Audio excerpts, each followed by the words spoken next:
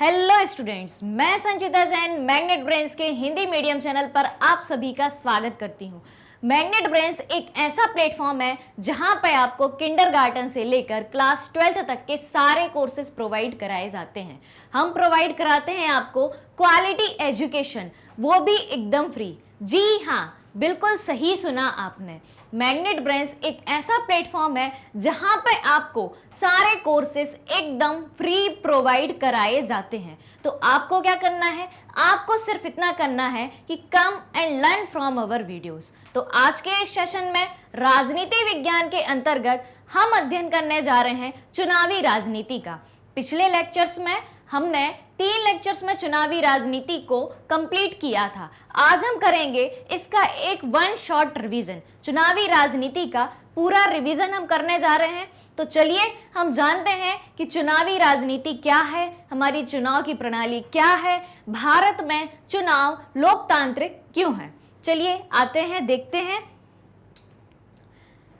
जैसा कि यहाँ पे परिचय दिया गया है, चुनाव क्यों किए जाते हैं, उसके अंतर्गत हम जानेंगे कि चुनाव को लोकतांत्रिक मानने के क्या आधार हैं, क्या राजनीतिक प्रतिद्वंदिता अच्छी चीज है, चुनाव की हमारी प्रणाली क्या है। चुनाव की प्रणाली के अंतर्गत हम इन बिंदुओं के बारे में जानेंगे कि चुनाव क्षेत्र क्या होता है, कैसे एक निर्वाचन क्षेत्र का चुनाव किया जाता है, कैसे एक क्षेत्र को निर्वाचन क्षेत्र घोषित किया जाता है, किन आधार पर एक पर्टिकुलर क्षेत्र को चुनाव क्षेत्र बनाया जाता है। आरक्षित निर्वाचन क्षेत्र के बारे में जानेंगे कि चुनाव क्षेत्र से अलग किन क्षेत्रों को, सामान्य चुनाव क्षेत्रों से अलग किन क्षेत्रों को आरक्षित निर्वाचन क्षेत्र बनाया जाता है। उसके बाद सबसे इंपॉर्टेंट चीज आपकी मतदाता सूची के बारे में हम जानेंगे। उसके बाद जानेंगे हम उम्मीदवारों के नामांकन के बारे में, यानी कि चुनाव में जो प्रतिद्वंदी खड़े होते हैं, चुनाव में जो उम्मीदवार खड़े होते हैं, वो अपना नामांकन चुनाव में खड़े होने के लिए कैसे करते हैं। उसके बाद हम जानेंगे चुनाव अभियान के बारे में कि किस तरीके से चुनाव अभियान किए जाते हैं। उसके बाद आज का सबसे इंपॉर्टेंट टॉपिक जो है पूरी चुनाव प्रणाली के, ये 2 इंपॉर्टेंट टॉपिक हैं। एक तो है आचार संहिता। आचार संहिता वो चीज है जिसके जरिए, जिन कानूनों का पालन करके, आचार संहिता के अंतर्गत जो कानून आते हैं उनका पालन करते हुए कैसे चुनाव प्रचार किया जाता है और कैसे चुनाव की प्रक्रिया आगे बढ़ती है। आचार संहिता में एक उम्मीदवार को क्या करने की मनाही होती है और कौन कौन से काम वो कर सकता है, और यदि आचार संहिता का उल्लंघन किया जाता है तो क्या सजा के प्रावधान है। उसके बाद सबसे इंपॉर्टेंट चीज, चुनाव में आप सभी जानते होंगे कि मतदान और मतगणना, मतदान और मतगणना एक ऐसा पॉइंट है या एक ऐसा चरण है जिसके बिना चुनाव संभव नहीं है। तो आगे के तीसरे पार्ट में चुनाव को, चुनावी राजनीति को हमने 3 पार्ट में डिवाइड किया है, जिसमें पहले पार्ट में हम जानेंगे कि चुनाव क्यों होते हैं, दूसरे पार्ट में हम जानेंगे चुनाव प्रणाली के बारे में, और तीसरे पार्ट में, आखिरी पार्ट में हम जानेंगे कि भारत में चुनाव लोकतांत्रिक क्यों है। इसमें हम जानेंगे स्वतंत्र चुनाव आयोग के बारे में, चुनाव में लोगों की भागीदारी के बारे में, चुनावी नतीजों को स्वीकार करना, और सबसे इंपॉर्टेंट चीज, इतनी प्रक्रिया होने के बाद, इतनी प्रोसेस होने के बाद एक स्वतंत्र और निष्पक्ष चुनाव की क्या चुनौतियां हैं उनके बारे में हम जानेंगे। तो चलिए आगे बढ़ते हैं और आज के इस रिवीजन को शुरू करते हैं।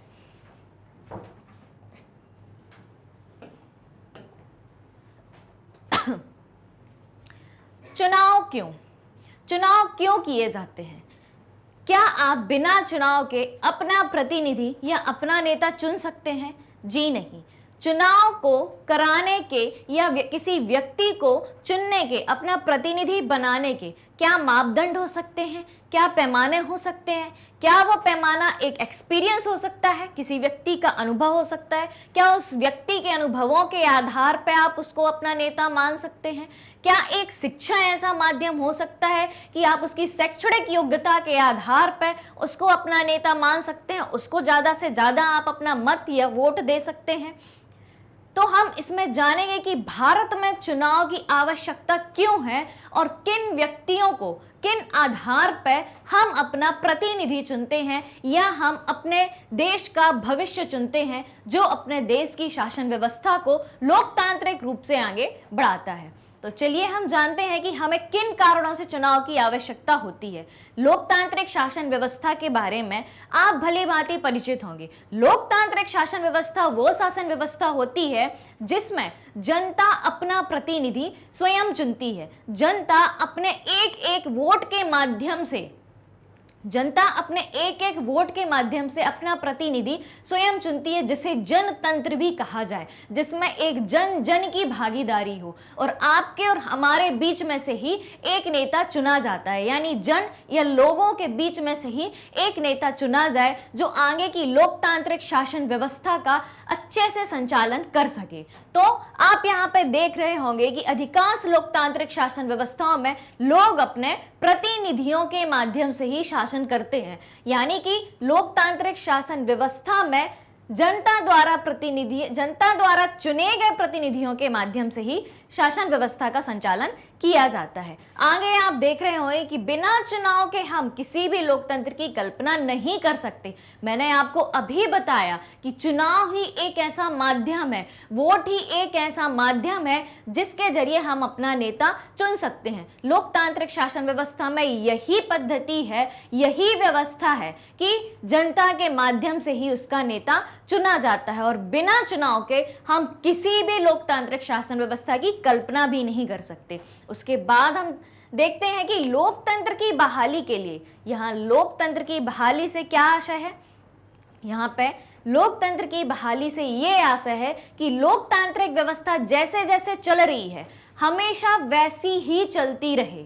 जैसा कि संविधान में एक लोकतंत्र को चलाने के जो नियम बनाए गए हैं, जो कानून बनाए गए हैं, वो कानून हमेशा वैसे ही चलें। एक लोकतांत्रिक शासन व्यवस्था हमेशा उसी के अनुरूप चले। तो यहाँ पे आप देख रहे हैं कि लोकतंत्र की बहाली के लिए चुनाव की आवश्यकता होती है। आगे हम यहाँ पे देख रहे हैं कि लोग चुनाव के माध्यम से ही अपने प्रतिनिधियों को चुनते हैं। बिना चुनाव के हम अपने जनप्रतिनिधियों को नहीं चुन सकते। क्यों नहीं चुन सकते? आप इमेजिन करें कि क्या मान लो हमें एक गांव की शासन व्यवस्था को चलाना है और हमें एक गांव का नेता चुनना है या गांव का सरपंच चुनना है, तो क्या उस गांव के मान लो 500 व्यक्ति हैं उस गांव में, तो क्या 500 व्यक्ति एक साथ बैठ के एक निर्णय में, एक बहुमत में अपना नेता चुन सकते हैं?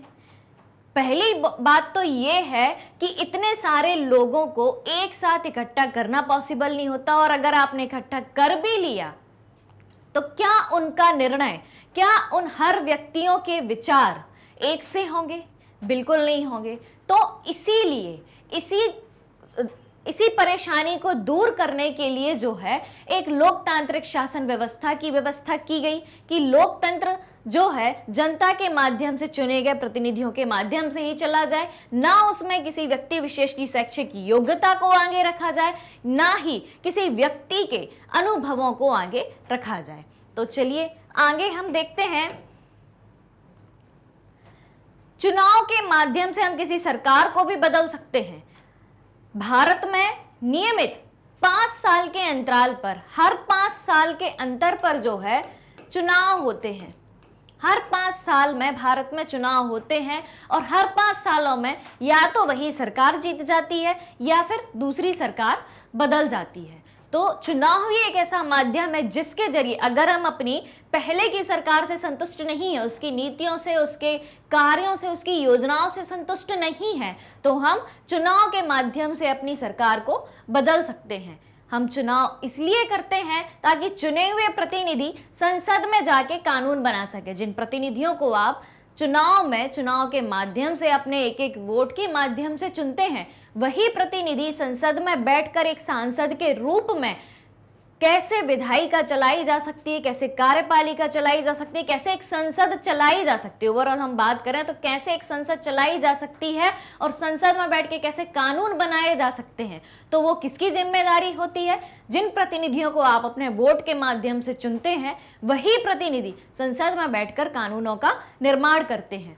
चुनाव से हम सही और मनपसंद प्रतिनिधि और सरकार चुन सकते हैं। जो व्यक्ति हमें सही लगेगा कि हाँ हमें इस व्यक्ति को वोट देना है, ये व्यक्ति ने पहले अच्छे अच्छे काम किए हैं, ठीक है। अब वो आपकी एक पर्सनल चॉइस हो सकती है कि आप खुद उस व्यक्ति में क्या देखते हैं। आप उस व्यक्ति की शिक्षा देख सकते हैं कि हाँ ये व्यक्ति पढ़ा लिखा है, समझदार है, कानूनों के बारे में जानता होगा, कैसे एक देश को चलाना चाहिए वो जानता होगा। तो आप खुद पर्सनली अपने लेवल पर वो पैमाना मान सकते हैं। लेकिन संविधान में ऐसा कोई अलग से पैमाना नहीं दिया गया है कि जिसके माध्यम से उस पैमाने को मानकर उसकी योग्यता को निर्धारित किया जाए, ठीक है। तो चुनाव ही एक ऐसा जरिया है जिसके माध्यम से आप अपने मनपसंद के प्रतिनिधि को या अपनी पसंद की सरकार को अपने वोट के माध्यम से चुन सकते हैं।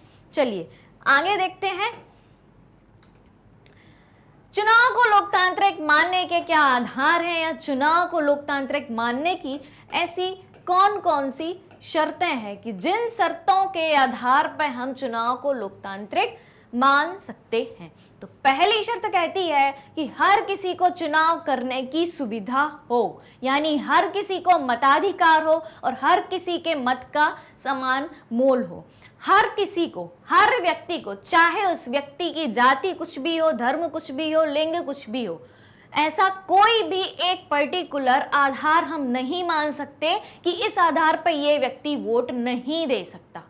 हर एक व्यक्ति को एक उम्र के पश्चात, सिर्फ एक उम्र ही एक ऐसा पैमाना चुनाव पद्धति में निर्धारित किया गया है कि 18 वर्ष या 18 वर्ष से अधिक, 18 वर्ष या 18 वर्ष से अधिक उम्र का हर व्यक्ति सार्वभौम वयस्क मताधिकार के अंतर्गत चुनाव में वोट डालने का अधिकारी होता है। तो हर किसी को चुनाव करने की सुविधा हो, हर किसी को मताधिकार हो और वोट डालने पर कोई एक ऐसा पैमाना ना हो जिसके आधार पर उसको वोट डालने से वंचित किया जाए, चाहे वो किसी भी धर्म का हो, चाहे वो किसी भी जाति का हो। यहाँ पे आप देख रहे हैं कि सारे धर्मों के व्यक्ति जो हैं, जो भारत में अनेकता में एकता को दर्शा रहे हैं, हर एक व्यक्ति को वोट देने का अधिकार है। इसलिए इसे सार्वभौम वयस्क मताधिकार कहा जाता है। वयस्क मताधिकार क्यों कहा जाता है? क्योंकि हमारे देश में वयस्क होने की आयु जो निर्धारित की गई है वो 18 वर्ष है, ठीक है। चुनाव में विकल्प उपलब्ध होने चाहिए। चुनाव एक व्यक्ति का चुनाव नहीं है कि सिर्फ एक उम्मीदवार को खड़ा किया और चुनाव हो गया। चुनाव एक से अधिक या कई व्यक्तियों के बीच का चुनाव है। आप चुनाव कर सकते हैं दो में से किसी एक का, या कई अन्य व्यक्तियों में से, कई सारे व्यक्तियों में से किसी एक का चुनाव कर सकते हैं। तो जनता के पास विकल्प उपलब्ध होने चाहिए, ऑप्शन उपलब्ध होने चाहिए कि वो कई सारे व्यक्तियों में से किसी एक का चुनाव, अपनी मनपसंद प्रतिनिधि का चुनाव कर सके। और पार्टियों और उम्मीदवारों को चुनाव में उतरने की आजादी हो, वे मतदाताओं के लिए विकल्प पेश कर सकें। हर पार्टी को यह अधिकार है कि वो अपनी तरफ से एक उम्मीदवार जो है चुनाव में उतार सकते हैं, जिससे क्या हो, जनता के पास कई सारे ऑप्शंस उपलब्ध हों। आगे देखें कि चुनाव का अवसर नियमित अंतराल पर। नियमित अंतराल से यहाँ पे क्या मतलब है? नियमित अंतराल से यहाँ पे मतलब है कि चुनाव जो है हर 5 साल की अवधि में होते ही रहने चाहिए। जैसे ही 5 साल होते हैं, सरकार के खत्म होने का समय आता है, उसके कुछ समय पहले ही चुनाव करा लिए जाएं। लोग जिसे चाहें, वास्तव में चुनाव उसी का हो। अब लोग किसे चाहेंगे? लोग उसे चाहेंगे। आप कैसे पता करेंगे कि इस प्रतिनिधि को जनता ने चाहा है? कैसे? अपने वोट के माध्यम से। जिस प्रतिनिधि को जितने ज्यादा वोट मिले, इसका मतलब क्या हुआ कि जनता ने उस प्रतिनिधि को पसंद किया है। तो लोग जिसे चाहें, वास्तव में चुनाव उसी का होना चाहिए। आगे बात करते हैं कि चुनाव स्वतंत्र और निष्पक्ष ढंग से कराए जाने चाहिए, जिससे लोग अपनी इच्छा से व्यक्ति का चुनाव कर सकें, ठीक है। चुनाव प्रक्रिया में किसी भी तरीके की धांधली ना हो, किसी भी तरीके का भ्रष्टाचार ना हो, ठीक है, आगे हम ये भी जानेंगे कि चुनाव में किन किन कामों को करने की मनाही होती है। एक उम्मीदवार क्या कर सकता है और क्या नहीं कर सकता है, किस तरीके से प्रचार कर सकता है, किस तरीके से चुनाव प्रचार नहीं कर सकता है, तो वो भी हम जानेंगे। उससे आपको स्वतंत्र और निष्पक्ष चुनाव प्रणाली जो है उसके बारे में बहुत अच्छे से जानकारी मिल जाएगी। तो चलिए, हमने यहाँ पे क्या देखे कि चुनाव को लोकतांत्रिक मानने के आधार क्या है या शर्तें क्या हैं। आगे बढ़ते हैं। क्या राजनीतिक प्रतिद्वंदिता अच्छी चीज है? यहाँ राजनीतिक प्रतिद्वंदिता से क्या मतलब है? राजनीतिक प्रतिद्वंदिता या प्रतिद्वंदिता को प्रतियोगिता भी कहते हैं। आप सभी जानते हैं कि चुनाव सिर्फ एक व्यक्ति में से नहीं किया जाता, चुनाव में कई सारे उम्मीदवार खड़े होते हैं। चुनाव में 2 उम्मीदवार खड़े हो सकते हैं, 4, 8, 10, 12 कितने भी व्यक्ति जो है चुनाव लड़ सकते हैं। ये जरूरी नहीं है कि भारत में जितनी राष्ट्रीय राजनीतिक पार्टियां हैं सिर्फ वो ही अपने उम्मीदवार चुनाव में खड़ा कर सकती हैं। ठीक है, ये बात समझ में आई। निर्दलीय व्यक्ति भी, निर्दलीय पार्टी आपने सुना होगा, ठीक है। तो चुनाव आयोग जो है निर्दलीय पार्टियां भी बनाता है। मतलब अगर कोई व्यक्ति जाता है और बोलता है कि हमें चुनाव लड़ना है तो उसे एक निर्दलीय पार्टी का दर्जा दिया जाता है और उसे एक विशेष चुनाव चिन्ह भी उपलब्ध कराया जाता है। तो यहाँ पे हम बात कर रहे हैं राजनीतिक प्रतिद्वंदिता की। इसमें जानेंगे हम कि राजनीतिक प्रतिद्वंदिता क्या है। राजनीतिक प्रतिद्वंदिता या राजनीतिक प्रतियोगिता जो है, पॉलिटिकल कंपटीशन जो है, वो अच्छी चीज है, सकारात्मक है या नकारात्मक है? चलिए देखते हैं। राजनीतिक प्रतिद्वंदिता का मतलब राजनीतिक प्रतियोगिता भी होता है। एक ही राजनीतिक पद के लिए दौड़ने वाले उम्मीदवार राजनीतिक प्रतिद्वंदी हैं। अगर दो व्यक्ति अलग अलग पार्टी से चुनाव में खड़े हुए हैं तो वो आपस में क्या है? प्रतिद्वंदी हैं, प्रतियोगी हैं।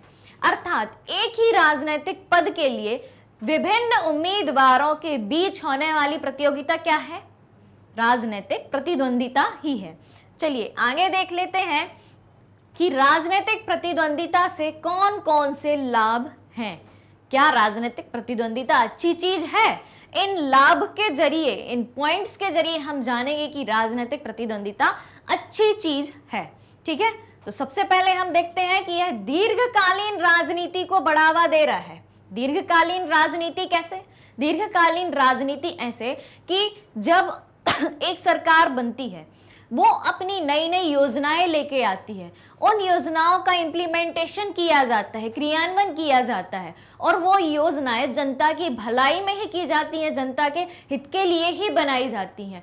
और अगर उन योजनाओं का एजेंडा जैसे बनाया जाता है उसी रूप में हमेशा चलता रहता है, उन योजनाओं का लाभ जो है नीचे से ऊपर तक समस्त जनता को बराबर मिलता रहता है, तो इसका मतलब क्या है कि आपकी सरकार, आपने जो सरकार चुनी है वो बहुत अच्छे से काम कर रही है। तो अब क्या करेंगे? आप उस सरकार को पसंद करेंगे। अगली बार फिर से 5 साल बाद फिर से वही पार्टी चुनाव में खड़ी होती है तो आप उसी सरकार को पसंद करेंगे क्योंकि उसने पहले के 5 सालों में बहुत अच्छा काम किया है। तो उसकी सरकार हो सकता है कि आगे भी बढ़ सकती है, आगे भी बन सकती है। तो क्या हुई? दीर्घकालीन राजनीति हुई, एक ऐसी राजनीति जो लंबे समय तक चल रही है। तो यह दीर्घकालीन राजनीति को बढ़ावा देता है। राजनीतिक पार्टियां या प्रतिनिधि अधिक से अधिक जनता से जुड़ते हैं और उनके सरोकार पर ध्यान देते हैं। जन सरोकार मतलब जनता की भलाई पर ध्यान दे रहे हैं। ठीक है, इसके बाद कोई भी राजनीतिक पार्टी सरकार में तभी तक बनी रह सकती है जब तक वह लोगों की आशा और आकांक्षाओं के अनुरूप काम करती है। जैसा कि मैंने आपको दीर्घकालीन राजनीति वाले पॉइंट में बताया कि अगर सरकार अच्छा काम कर रही है, मतलब इसका मतलब क्या है कि वो हर व्यक्ति की आशा और आकांक्षाओं को पूरा कर रही है। इतनी बात समझ में आई आपको? तो वो पार्टी क्या है? वो पार्टी काफी लंबे समय तक शासन का संचालन कर पाती है। आगे बात करें हम, मतदाताओं को संतुष्ट करने के लिए पार्टियां राजनीतिक प्रतिद्वंदिता में भाग लेती हैं। सबके अपने अपने एजेंडा होते हैं, सबके अपने अपने चुनावी वादे होते हैं। तो एक तरीके से पार्टी क्या कर रही है, मतदाताओं को अपनी तरफ लुभाने का प्रयास कर रही है, मतदाताओं को संतुष्ट करने का प्रयास कर रही है। तो इस पॉइंट में हमने क्या सीखा कि मतदाताओं को संतुष्ट करने के लिए पार्टियां राजनीतिक प्रतिद्वंदिता या राजनीतिक प्रतियोगिता में भाग ले रही हैं। तो यहाँ पे कुछ पॉइंट्स के जरिए हमने जाना कि राजनीतिक प्रतिद्वंदिता एक अच्छी चीज है। हर चीज के दो पहलू होते हैं, या तो एक अच्छा होता है और एक बुरा होता है। तो हर चीज जहां एक तरफ अच्छी है दूसरी तरफ बुरी भी है। तो चलिए आगे हम देख लेते हैं कि राजनीतिक प्रतिद्वंदिता से होने वाले नुकसान कौन कौन से हैं। पहला पॉइंट आपको दिख रहा है कि इससे हर बस्ती, हर घर में बंटवारे जैसी स्थिति हो जाती है। कैसे हो जाती है? मान लो कि एक घर की बात करते हैं सबसे पहले, कि एक घर से दो उम्मीदवार खड़े होते हैं। अब दो उम्मीदवार एक पार्टी से तो खड़े नहीं हो सकते, दो उम्मीदवार दो अलग पार्टी से खड़े होते हैं। क्लियर? तो उस घर में पहले ही फूट हो गई, पहले ही एक प्रतियोगिता हो गई, पहले ही एक प्रतिद्वंदिता की स्थिति या कंपटीशन की स्थिति बन गई। तो हर घर, हर बस्ती में जो है बंटवारे की स्थिति हो जाती है। मान लो कि आपके गली मोहल्ले से कोई दो उम्मीदवार खड़े हैं, तो आधे लोग एक उम्मीदवार के पक्ष में हो जाएंगे, आधे लोग दूसरे उम्मीदवार के पक्ष में हो जाएंगे। तो यहाँ पे हुई प्रतिद्वंदिता वाली बात। तो इस प्रतिद्वंदिता से, इस कंपटीशन से हमें क्या हो रहा है? नुकसान हो रहा है। दूसरी बात करें, चुनावी दौड़ जीतने का यह दबाव सही किस्म की दीर्घकालीन राजनीति को पनपने नहीं देता। एक पार्टी कहती है कि हम आपके लिए ये करेंगे, एक पार्टी कहती है हम आपके लिए करेंगे, तीसरी पार्टी कहती है हम आपके लिए ये करेंगे। तो एक तरीके से उनके बीच क्या हो रही है? जनता को नए नए वादे करके क्या कर रहे हैं? वो जनता को लुभा रहे हैं और चुनाव की दौड़ में, चुनाव की रेस में, इलेक्शन की रेस में आगे बढ़ने का प्रयास कर रहे हैं। अब क्या होगा? एक पार्टी दूसरी पार्टी को खींच रही है अपनी तरफ। एक पार्टी ने बोला कि हम ये काम करेंगे, दूसरी पार्टी ने उसको देखा, उसने बोला कि हम इससे ज्यादा करेंगे। तो ये क्या है? ये है कि चुनावी दौड़ है ये। तो चुनावी दौड़ जीतने का ये प्रेशर कि हम जीत जाएं, हम जीत जाएं, वो एक अच्छे किस्म की दीर्घकालीन राजनीति को नहीं पनपने देता है। अब हम बात करें समाज और देश की सेवा करने की चाह रखने वाले कई अच्छे लोग भी इन्हीं कारणों से जो है राजनीति में हिस्सा नहीं लेना चाहते। वो नहीं चाहते कि वो चुनाव के जाल में फंसे या राजनीति के जाल में फंसे, या उनके घर में, उनके गली में, उनके मोहल्ले में फूट हो, या राजनीति में उतरने के बाद वो जो करना चाह रहे हैं वो अपने अनुसार कर पाए। क्योंकि सारे व्यक्ति एक से नहीं हैं। हो सकता है कि वो व्यक्ति अच्छा काम करने जा रहा हो पर दूसरा कोई अन्य व्यक्ति, उसी की पार्टी का कोई अन्य व्यक्ति उसे वो काम ना करने दे। ठीक है? तो चुनावी प्रतिद्वंदिता से होने वाले हमने लाभ के बारे में जाना और क्या नुकसान है चुनावी प्रतिद्वंदिता से वो हमने जाना। चलिए आगे देख लेते हैं। चुनाव की हमारी प्रणाली क्या है? सबसे महत्वपूर्ण चीज। ठीक है? चुनाव की प्रोसीजर क्या है? किन किन चरणों में चुनाव होता है? तो सबसे पहले हम बात करें कार्यकाल की। ठीक है? कि कितने समय पर हम अपनी सरकार बदल सकते हैं, कितने समय के बाद, क्या वो समय है, क्या वो निर्धारित समय है कि उस एक समय के बाद चुनाव की प्रक्रिया फिर से शुरू की जाती है, कितने अंतराल के बाद चुनाव होते हैं, या लोकसभा, विधानसभा, हमारी संसद का कार्यकाल कितना होता है। तो हम जानते हैं सबसे पहले कार्यकाल के बारे में। यहाँ पे आप देख रहे हैं कि लोकसभा और विधानसभाओं के चुनाव हर 5 साल बाद होते हैं। 5 साल के बाद सभी चुने हुए प्रतिनिधियों का कार्यकाल समाप्त हो जाता है। ठीक है? हर 5 साल में चुनाव होते हैं। आप देखते होंगे हमेशा जब भी चुनाव का माहौल आता है तो एक अलग ही राजनीतिक दौड़ आपको देखने को मिलती है, और ये राजनीतिक दौड़ या ये राजनीतिक प्रतिस्पर्धा आपको हर 5 साल में देखने को मिलती होगी। इसके बाद हम देखते हैं कि चुनाव के प्रकार कौन कौन से हैं। चुनाव 2 प्रकार के होते हैं, आम चुनाव और उपचुनाव। अब आम चुनाव क्या है और उपचुनाव क्या है, ये कब आयोजित किए जाते हैं? तो सबसे पहले हम जानते हैं आम चुनाव के बारे में। सभी चुनाव क्षेत्रों में एक ही दिन या एक छोटे अंतराल में अलग अलग दिन चुनाव होते हैं, इसे आम चुनाव कहते हैं। जब भी लोकसभा के या विधानसभा के चुनाव होते हैं, आप देखते होंगे कि चुनाव अभियान के दौरान जो है आपको सारी राजनीतिक गतिविधियां नजर आ जाती होंगी। चुनाव अभियान ये एक ऐसा माध्यम है जिसके जरिए जनता को सारी चीजें दिखती हैं कि कौन उम्मीदवार है, कौन नहीं है, चुनाव में क्या हो रहा है, क्या नहीं हो रहा है, कौन कौन से नेता क्या क्या वादे कर रहे हैं। तो आम चुनाव, जिस चुनाव में आप एकदम स्वतंत्र रूप से हिस्सा लेते हैं और जिस चुनाव के जरिए आपको सारी चुनावी गतिविधियां नजर आती हैं, वो गतिविधियां आप किसके माध्यम से जानते हैं? आम चुनाव के माध्यम से जानते हैं। तो आम चुनाव जो है सभी चुनाव क्षेत्रों में एक ही दिन में होते हैं या एक छोटे अंतराल के बाद अलग अलग दिन में चुनाव संपन्न कराए जाते हैं, जिसे आम चुनाव कहते हैं। अब उपचुनाव क्या है? उपचुनाव ऐसा है कि कई बार सिर्फ एक ही क्षेत्र में चुनाव होता है। वो सिर्फ एक ही क्षेत्र में क्यों हो रहा है? आम चुनाव पहले हो चुके हैं, आम चुनाव जो है वो हो चुके हैं, उसके बाद उपचुनाव कराने की जरूरत क्यों है?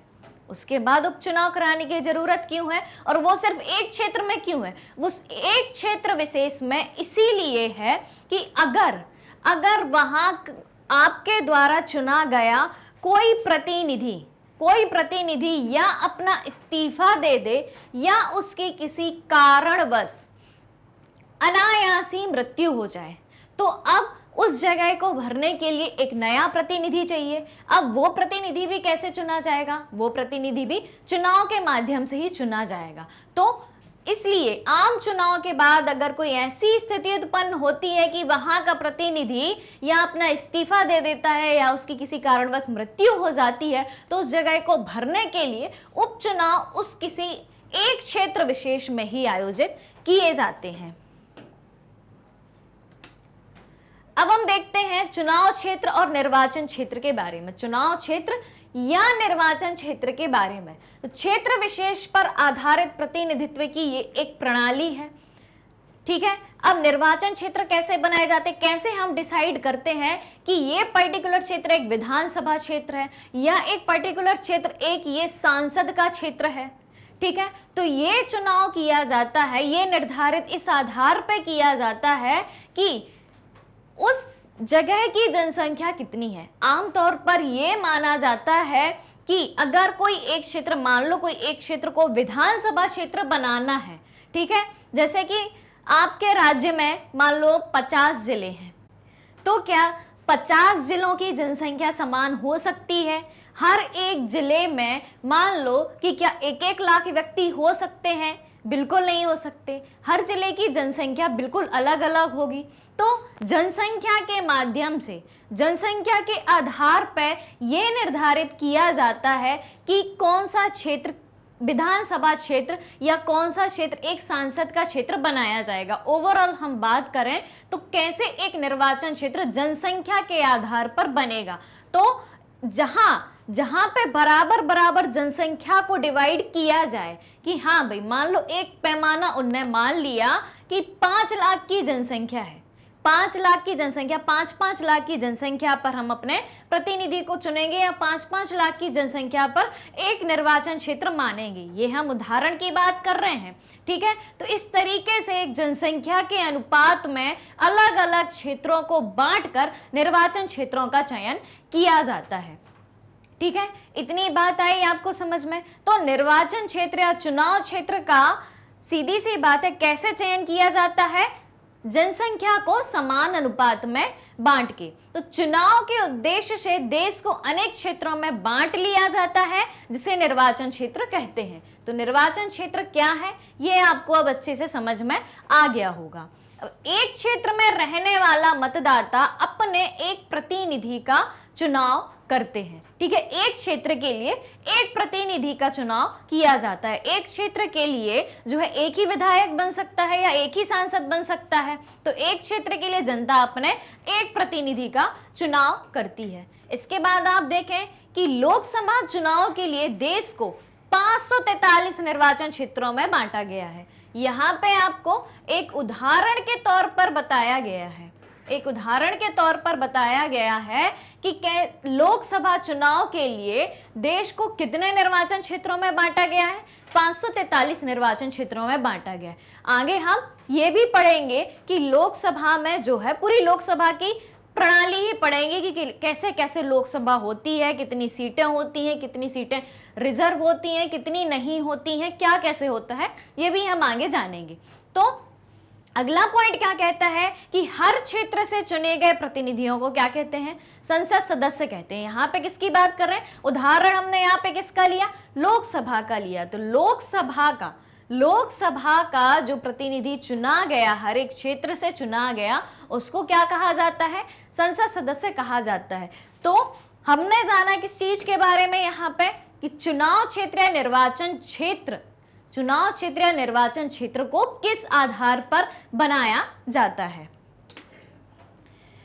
चुनाव क्षेत्र के प्रकारों के बारे में हम देख लें, विधानसभा क्षेत्र, संसदीय क्षेत्र और पंचायती क्षेत्र। विधानसभा क्षेत्र, संसदीय क्षेत्र के बारे में देखें या पंचायती क्षेत्र के बारे में हम देखें। चलिए यहाँ पे आप सबसे पहले मैप को देखें, ठीक है। मैप है, ये मैप है मध्य प्रदेश का मैप है, ये मध्य प्रदेश का मैप है। मध्य प्रदेश के मैप के जरिए हम जो है विधानसभा क्षेत्र, संसदीय क्षेत्र या पंचायती क्षेत्रों के बारे में आसानी से समझ सकते हैं, ठीक है। तो यहाँ पे आपको जो है कई सारे जिले दिख रहे हैं, ठीक है।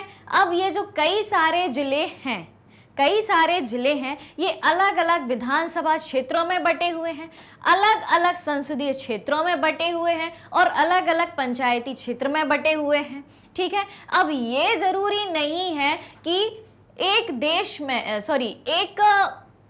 राज्य में मान लो कि 52 या 54 जिले हैं, कितने भी जिले हैं, जितने जिले हों, अपन संख्या को मान के नहीं चलते क्योंकि अलग अलग राज्यों में अलग अलग संख्या होती है जिलों की।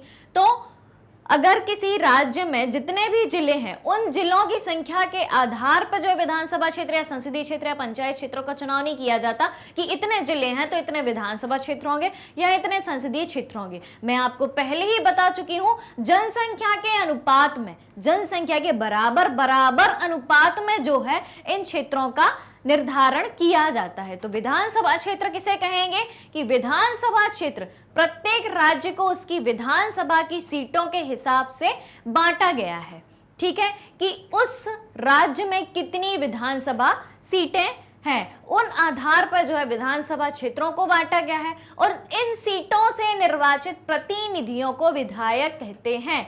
इन सीटों से, ठीक है, जितनी भी एक राज्य में विधानसभा सीटें हैं, क्लियर, तो उन सीटों के माध्यम से जो है हम ये निर्धारित करते हैं कि हम किस व्यक्ति को विधायक चुन रहे हैं। मतलब हर एक सीट से चुनाव क्षेत्र को या निर्वाचन क्षेत्र को आम बोलचाल की भाषा में क्या कहा जाता है, सीट कहा जाता है, ठीक है, आपने सुना ही होगा। तो उन्हीं सीटों से या उन विधानसभा क्षेत्र या निर्वाचन क्षेत्रों से जो प्रतिनिधि निर्वाचित हुआ है, जो प्रतिनिधि चुना गया है या जो नेता चुना गया है, उसको क्या कहते हैं, विधायक कहते हैं। विधानसभा क्षेत्र से चुना गया नेता या प्रतिनिधि क्या कहलाया, विधायक कहलाया। अब हम जानते हैं संसदीय क्षेत्र के बारे में। संसदीय क्षेत्र, प्रत्येक संसदीय निर्वाचन क्षेत्र में विधानसभा के कई निर्वाचन क्षेत्र आते हैं। अब कई विधानसभाओं को मिला के यहाँ पे आप क्या देख रहे हैं कि विधानसभा के कई निर्वाचन क्षेत्र आते हैं। प्रत्येक संसदीय निर्वाचन क्षेत्र में कई विधानसभा क्षेत्रों को मिला के सिर्फ एक जो है, कई विधानसभा क्षेत्रों को मिला के सिर्फ एक संसदीय निर्वाचन क्षेत्र बनाया जाता है। कैसे बनाया जाता है वो भी हम आगे देखेंगे। अब हम देख लेते हैं यहाँ पे पंचायती क्षेत्र के बारे में। अब प्रत्येक पंचायत को कई वार्डों में बांटा जाता है। जैसे कि मान लो आपके नगर की जो पंचायत है, ठीक है, उसमें मान लो 20 वार्ड है, 20 वार्डों से एक एक प्रतिनिधि खड़ा होगा, एक एक नेता खड़ा होगा या एक एक उम्मीदवार खड़ा होगा, ठीक है। तो 20 वार्ड है, 20 से कितने प्रतिनिधियों का चुनाव होगा, 20 का होगा, भले ही एक वार्ड से कितने ही प्रतिनिधि खड़े हों। तो जो छोटे छोटे निर्वाचन क्षेत्र बनाए जाते हैं हर एक पंचायत क्षेत्र में, उसको किन में बांटा जाता है, वार्डों में बांटा जाता है। और हर वार्ड से हर वार्ड से पंचायत या नगर पालिका के लिए एक सदस्य का चुनाव होता है। वार्ड के प्रतिनिधि को क्या कहा जाता है? वार्ड के प्रतिनिधि को हम कहते हैं पार्षद, जो आपके वार्ड की, आपके मोहल्ले की सारी समस्याओं का समाधान करता है। जो चीजों की आपके वार्ड में जरूरत है वो सुविधाएं आपको उपलब्ध कराता है। ये हो गया आपके पंचायती क्षेत्र में जिस नेता का या आप अपने वार्ड में जिस प्रतिनिधि का, जिस पार्षद का चुनाव करते हैं उसका ये काम हो गया। आगे हम देखते हैं आरक्षित निर्वाचन क्षेत्र। किन क्षेत्रों को रिजर्व किया गया है, किन क्षेत्रों को आरक्षित निर्वाचन क्षेत्र घोषित किया गया है।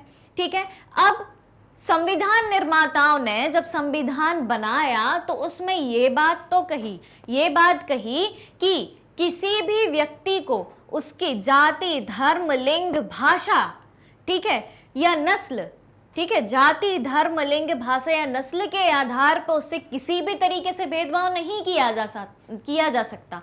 हर एक व्यक्ति जो है, हर एक व्यक्ति चुनाव में हिस्सा लेने के लिए जो है क्या है, हर एक व्यक्ति को चुनाव में हिस्सा लेने की या भागीदारी लेने की पूर्ण स्वतंत्रता है। अगर वो एक उम्र को पार कर जाता है, अगर वो वोट डालता है तो वोट डालने की उम्र कितनी है?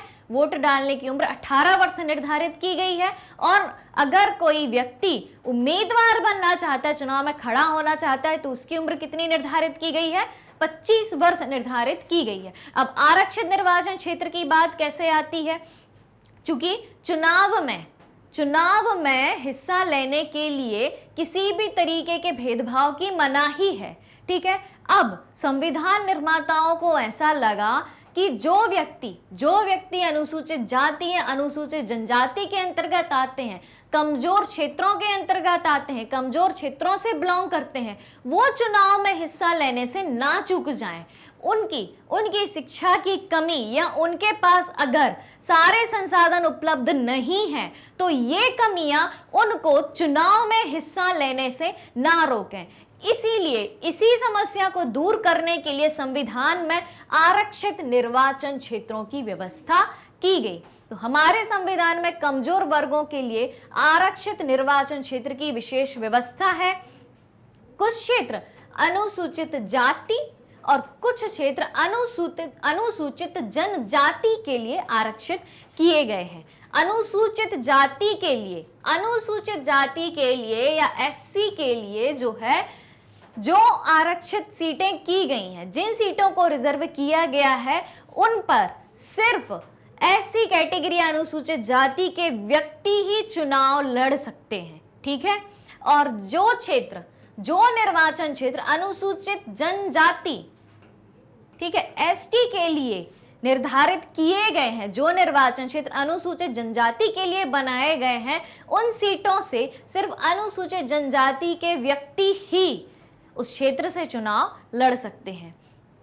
आप यहाँ पे देख रहे हैं कि लोकसभा की 84 सीटें, लोकसभा की बात कर रहे हैं यहाँ पे हम, आप यहाँ मैप में भी देख रहे होंगे, ये भारत का नक्शा आपको दिख रहा है जिसमें लोकसभा के निर्वाचन क्षेत्रों को दर्शाया गया है। लोकसभा में निर्वाचन क्षेत्र कितने हैं? मैंने आपको पहले ही बताया था कि लोकसभा में कुल निर्वाचन क्षेत्र 543 हैं, जिसमें से 412 सीटें सामान्य कैटेगरी, जनरल कैटेगरी के लिए निर्धारित की गई हैं। यहाँ पे आप देख रहे हैं, यहाँ पे सफेद रंग का बॉक्स है और जो सफेद रंग से या सफेद खाली जगह जो छूटी है वो सारे 412 सामान्य लोकसभा क्षेत्र को दर्शा रहे हैं। यहाँ पे हम बात करें आरक्षित क्षेत्रों की, ठीक है, तो आरक्षित क्षेत्र में अनुसूचित जाति की बात करें तो 84 क्षेत्र ऐसे हैं, लोकसभा की 84 सीटें ऐसी हैं जो अनुसूचित जाति के लिए आरक्षित की गई हैं। ये आप देख रहे होंगे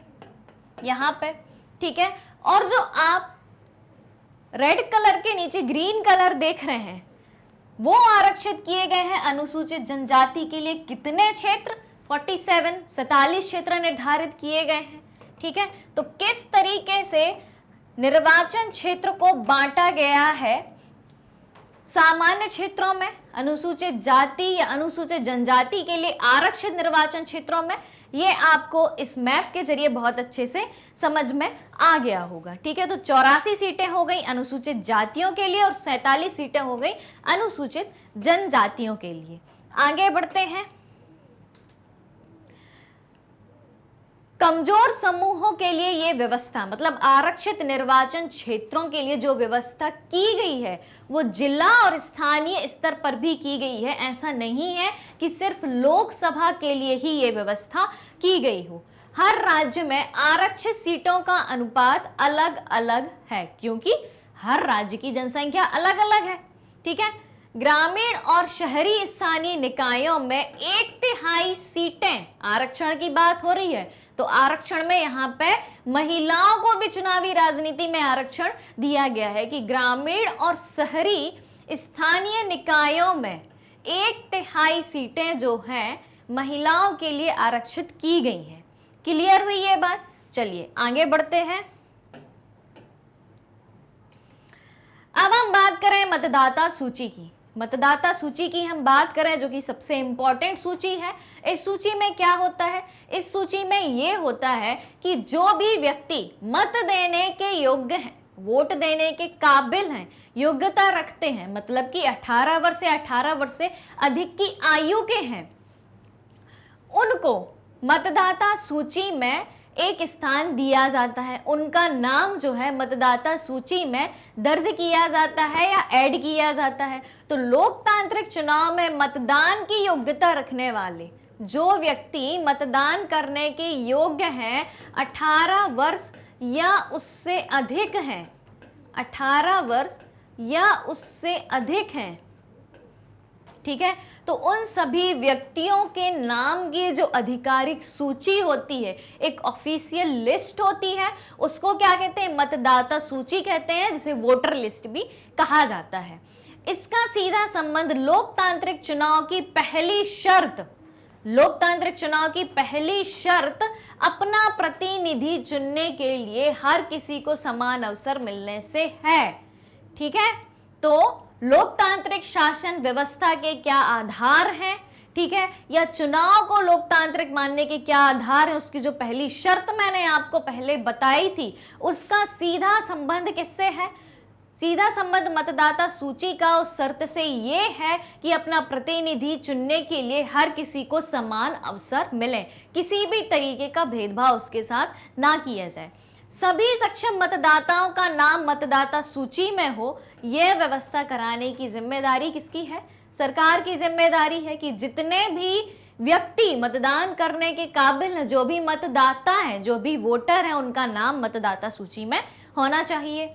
इसके बाद हम यहाँ पे देख रहे हैं कि हर अगले चुनाव में नए लोग मतदाता बनने की उम्र तक आ जाते हैं, बिल्कुल आ जाते हैं। 5 साल में जैसे ही चुनाव होने की बारी आती है, चुनाव होने का समय आता है, तो हर व्यक्ति जो है, कई सारे व्यक्ति जो है एक एज को, एक उम्र के पड़ाव को पार कर जाते हैं।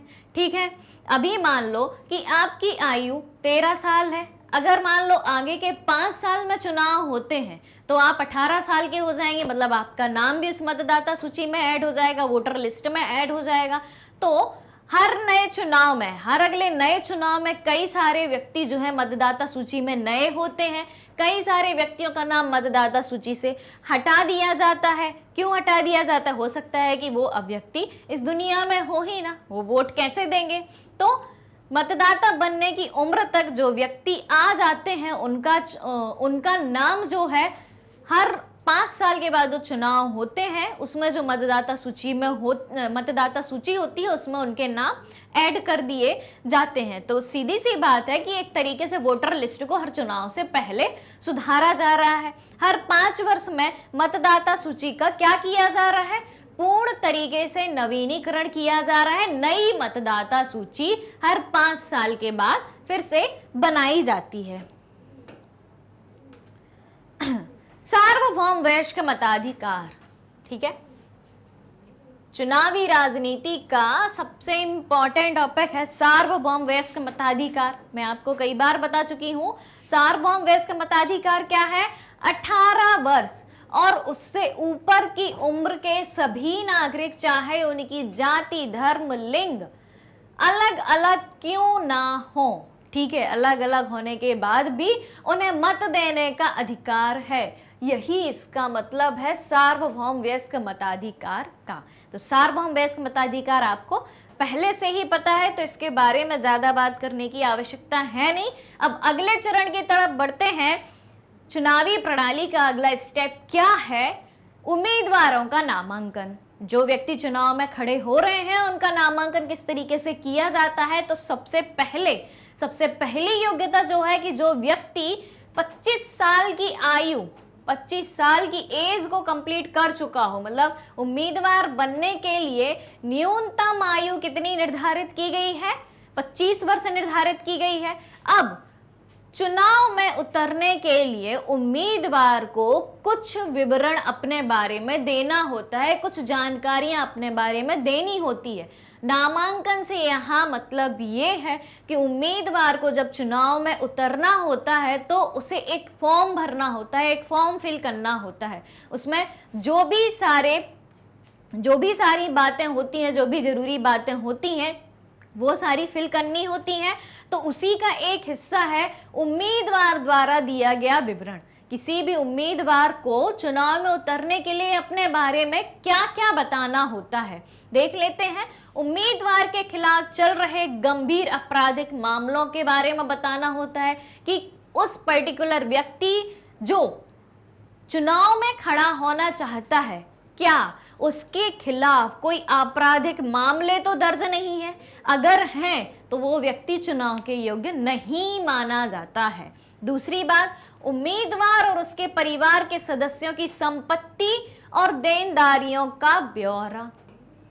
उम्मीदवार की और उससे संबंधित उसके जो परिवार के सदस्य हैं उनकी कितनी संपत्ति है, ठीक है, क्या उनकी देनदारियां हैं, क्या लेनदारियां हैं, वो क्या करते हैं, क्या व्यवसाय करते हैं, क्या सर्विस करते हैं, उसके बारे में बताना होता है। और उम्मीदवारों की शैक्षिक योग्यता यहाँ पे आप ध्यान देना, ये पैमाना नहीं है किसी व्यक्ति को चुनाव में खड़ा करने का, लेकिन सरकार की तरफ से या संविधान की तरफ से ऐसा कोई भी प्रावधान नहीं किया गया है कि शैक्षिक योग्यता को पैमाना माना जाए। बस उसे अपने बारे में उस नामांकन पत्र में या फॉर्म में बताना पड़ता है कि वो कितना पढ़ा लिखा है।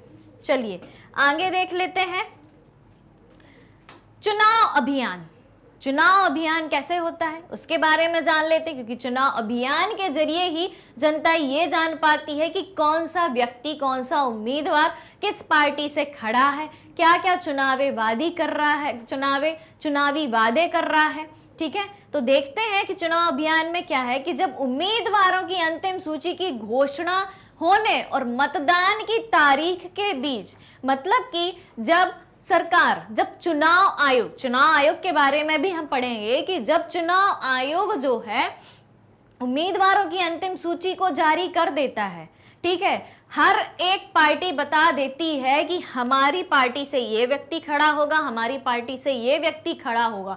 तो जब उम्मीदवारों की एक फाइनल लिस्ट निकल के आ जाती है, उसकी घोषणा हो जाती है और मतदान की तारीख के बीच, जिस तारीख को मतदान होना है, जिस तारीख को वोटिंग होनी है, उन तारीखों के बीच का समय उम्मीदवारों को दिया जाता है कि इस टाइम पीरियड में आप अपने चुनाव प्रचार को जिस तरीके से आप चाहें उस तरीके से करें। जिस तरीके से तो नहीं, उसके भी कुछ नियम होते हैं, लेकिन हर पार्टी के अपने अपने तरीके होते हैं, अपने अपने वादे होते हैं चुनाव अभियान को करने से। ठीक है, तो यहाँ पे हमने क्या देखा कि उम्मीदवारों की अंतिम सूची की घोषणा होने और मतदान की तारीख के बीच का जो समय है, वो समय चुनाव प्रचार के लिए उनको दिया जाता है।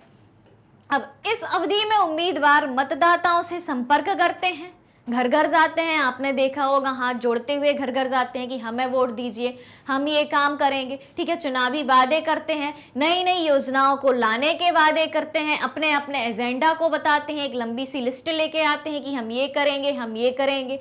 कई जनसभाएं होती हैं, कई रैलियां होती हैं। ठीक है, आपने देखा होगा। तो चुनाव अभियान से तो सब परिचित होंगे। तो इस अवधि में उम्मीदवार मतदाताओं से संपर्क कर रहे हैं, राजनेता चुनावी सभाओं में भाषण देते हैं और राजनीतिक पार्टियां जो हैं अपने समर्थकों को सक्रिय करती हैं। उन्हें पता होता है कि कौन सा व्यक्ति हमारा समर्थक है, कौन सा नहीं है। तो वो व्यक्ति भी अगर उनके उस पर्टिकुलर जनप्रतिनिधि से या उम्मीदवार से, अभी जनप्रतिनिधि तो वो बाद में बनेंगे जब वो चुनाव जीत जाएंगे, तो उस उम्मीदवार से उसके संबंध अच्छे होते हैं, वो उनका समर्थक है, तो वो भी उनके अभियान में हिस्सा लेते हैं। चलिए, अब एक उम्मीदवार या एक पार्टी क्या नहीं कर सकती है, ठीक है। चुनाव अभियान के दौरान जो है एक उम्मीदवार या पार्टी चुनाव जीतने के लिए क्या क्या नहीं कर सकती है, ये सब हम देख लेते हैं। तो सबसे पहले तो मतदाताओं को प्रलोभन देना, घूस देना या धमकी देना, ये तीनों काम नहीं कर सकती कि कुछ ऐसा लालच दे जिससे वो व्यक्ति हमें वोट दे। तो आप एक पर्टिकुलर मतदाता को, ठीक है, कोई भी उम्मीदवार या कोई भी पार्टी जो है एक लालच नहीं दे सकती, लोभ नहीं दे सकती, ठीक है। घूस देना या धमकी देना, ठीक है, रिश्वत नहीं दे सकते किसी भी तरीके की, या धमकी देना कि आपको तो हमें ही वोट देनी पड़ेगी, नहीं दी तो हम कुछ ऐसा कर देंगे। दूसरी बात, उनसे जाति या धर्म के आधार पर वोट मांगना। कोई भी उम्मीदवार या कोई भी पार्टी किसी भी व्यक्ति से जाति या धर्म के आधार पर वोट नहीं मांग सकते। मान लो कोई उम्मीदवार किसी एक पर्टिकुलर जाति या पर्टिकुलर धर्म का व्यक्ति है, ठीक है, तो उस जाति या धर्म के आधार पर वोट नहीं मांग सकते कि आपका और हमारा धर्म एक सा है या आपका और हमारी जाति एक सी है, तो उस आधार पर हमें वोट दीजिए। तीसरी बात करें, चुनाव अभियान में सरकारी संसाधनों का इस्तेमाल। चुनाव अभियान में आप सरकारी संपत्ति का इस्तेमाल नहीं कर सकते, किसी भी चीज का, जितने भी गवर्नमेंट के रिसोर्सेस हैं उनमें से किसी एक का भी आप यूज नहीं कर सकते।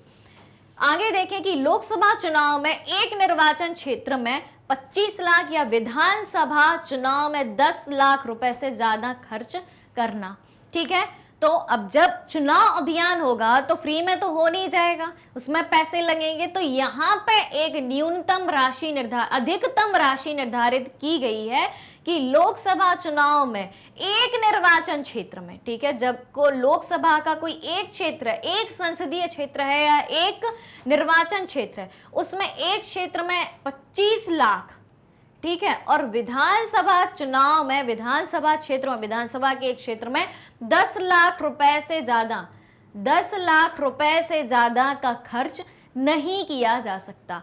तो ये सब बातें क्या हुई? ये सब बातें उस बारे में हुई कि एक उम्मीदवार या एक पार्टी क्या क्या काम नहीं कर सकती है। आगे हम जानते हैं आदर्श आचार संहिता के बारे में, कोड ऑफ कंडक्ट के बारे में जानते हैं कि स्वतंत्र और निष्पक्ष चुनाव कराने के लिए चुनाव आयोग द्वारा कुछ नियम बनाए जाते हैं ताकि चुनाव जो है स्वतंत्र रूप से हो, निष्पक्ष रूप से हो, कोई भेदभाव ना हो, कोई भ्रष्टाचार ना हो, ठीक है। कोई, जैसे कि अपन ने अभी देखा कि कोई एक उम्मीदवार या पार्टी क्या क्या काम नहीं कर सकती चुनाव अभियान के दौरान, किसी को घूस नहीं दे सकती, रिश्वत नहीं दे सकती, किसी भी तरीके का प्रलोभन या धमकी नहीं दे सकती, ये सारी चीजें नहीं कर सकती, ठीक है। तो किस तरीके से स्वतंत्र और निष्पक्ष चुनाव कराए जाएं, उनके क्या नियम होते हैं, वो नियम सारे आदर्श आचार संहिता में जो है बताए गए हैं। तो आदर्श आचार संहिता क्या है कि स्वतंत्र और निष्पक्ष चुनाव कराने के लिए चुनाव आयोग ने कुछ नियम बनाए हैं। इन नियमों को आचार संहिता कहते हैं। लोकसभा और विधानसभा चुनावों के दौरान सभी पार्टियों, नेताओं और सरकारों को इन नियमों का खास तौर पर पालन करना होता है, और अगर पालन नहीं करते हैं तो क्या होता है, ये भी हम आगे देखेंगे। कब लागू होती है आचार संहिता या आदर्श आचार संहिता, कब लागू की जाती है, इस बारे में जानेंगे हम। तो आदर्श आचार संहिता जो है चुनाव आयोग द्वारा चुनाव तारीखों की घोषणा के बाद से ही लागू हो जाती है, ठीक है। जैसे ही चुनाव आयोग चुनाव तारीख की घोषणा करता है कि इस तारीख को इस क्षेत्र में चुनाव होने हैं, उस तारीख से ही उस क्षेत्र में आचार संहिता लागू हो जाती है और आचार संहिता के लागू होते ही आचार संहिता के अंतर्गत आने वाले सभी कानूनों, सभी नियमों का पालन उस क्षेत्र के उम्मीदवारों को, पार्टियों को, सरकार को करना ही पड़ता है। तो आदर्श आचार संहिता कब लागू होती है? जब चुनाव आयोग द्वारा चुनावी तारीखों की घोषणा की जाती है, तो उसी तारीख से जो है आचार संहिता लागू हो जाती है और जब तक चुनाव की प्रक्रिया पूरी नहीं हो जाती तब तक ये अपने असर में बनी रहती है। क्लियर हुई इतनी बात? उसके बाद हम देखते हैं कि विभिन्न चुनावों में किन क्षेत्रों में लागू होती है आचार संहिता। जैसे कि अपन ने देखा विधानसभा के क्षेत्र अलग होते हैं, विधानसभा क्षेत्र के चुनाव अलग होते हैं, लोकसभा क्षेत्र के चुनाव अलग होते हैं। तो क्या विधानसभा क्षेत्र के जब चुनाव होते हैं तो क्या पूरे देश में आचार संहिता लग सकती है? नहीं। देखते हैं कि लोकसभा चुनाव के दौरान आचार संहिता पूरे देश में लागू होती है। लोकसभा तो देश में एक ही है, विधानसभाएं कई सारी हैं, ठीक है, जितने राज्य हैं उतनी विधानसभाएं हैं, ठीक है। तो लोकसभा चुनाव के दौरान आचार संहिता पूरे देश में लागू होगी क्योंकि पूरे देश के लिए एक लोकसभा है। विधानसभा चुनाव के दौरान राज्य स्तर पर आचार संहिता का पालन करना होता है क्योंकि विधानसभा के चुनाव किस स्तर पर होते हैं?